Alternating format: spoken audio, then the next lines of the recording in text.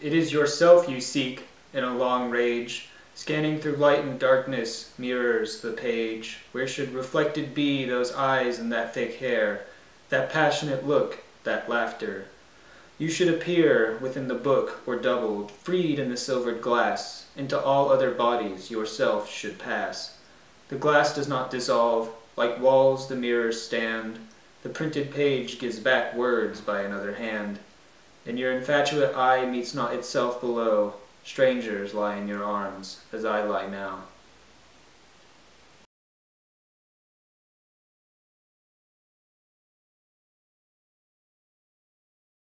So what I find so relatable about Bogan's poem Man Alone is a lot about how it talks about seeing yourself in other people, especially from a male perspective. I think that this poem is written from a female speaker talking to a man, assumably someone she's intimate with, and I think she recognizes that her partner is someone who wants to impart himself into her, and he wants to take his personality and import it into her and sort of control her in that way. It's not so much that this guy is like, I want to control this girl by structuring her behavior, but he gets in her mind and starts trying to mold her into what he is.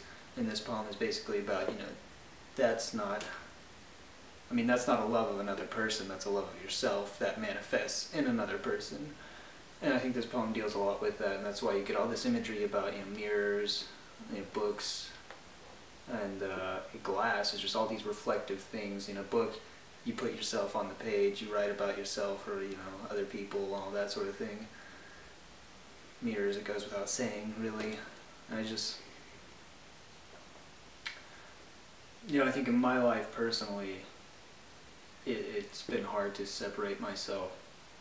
Before you become aware of it, when you're just sort of imprinting on people for no reason.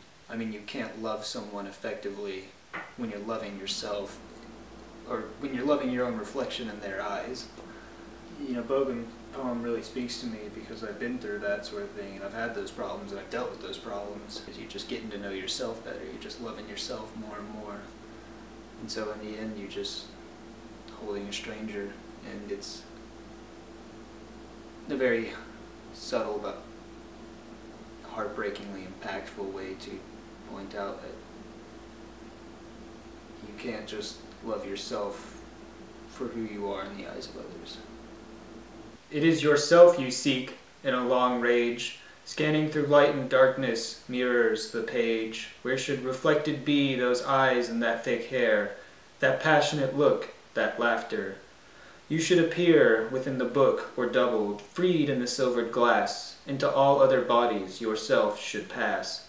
The glass does not dissolve, like walls the mirrors stand, the printed page gives back words by another hand.